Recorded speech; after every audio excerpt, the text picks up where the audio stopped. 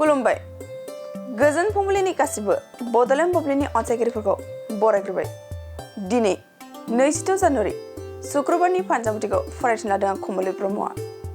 फानजामुथिनि गिबियाव दं मेष राशि। नखराव सुखु गैयै जानो हागौ, साना दुखुयैनो थांनो हागौ। बृष राशि।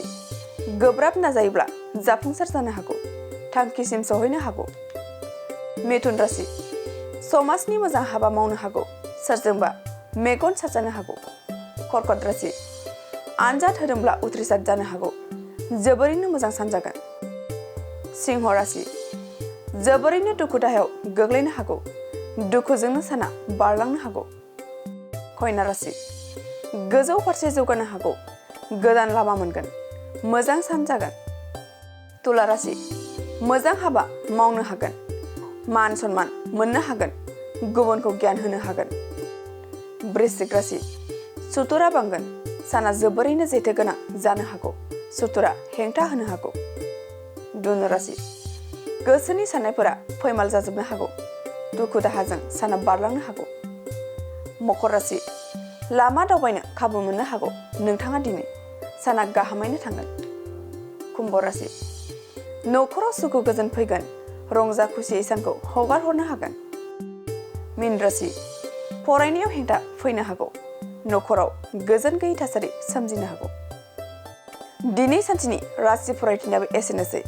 आसा खालामो नोंथांनि दिनैनि साना मोजाङै मोजां थांगोन, बेखौ बड'लेण्ड बुब्लि नखरनिफ्राय मिजिंथिबाय। दानिया फैदो नोंथांनि फानजामुथिखौ बड'लेण्ड बुब्लिनि हेफाजाबजों मिथिना लानि। गोजोन्थों। Good news for everyone. For the academic year 2024-2025, admissions to playgroup, nursery, LKG and UKG are underway at Vidyavili Kids School in Habubari, Kokrajhar. This Vidyavili Kids School has many facilities for students like smart class and daycare. Indoor, outdoor game, art and craft workshop, playful learning. Environment and dance room, modern teaching aids, audio visual room. Good teachers, student one-on-one training on one language and speech development. Experienced teachers, green knowledge.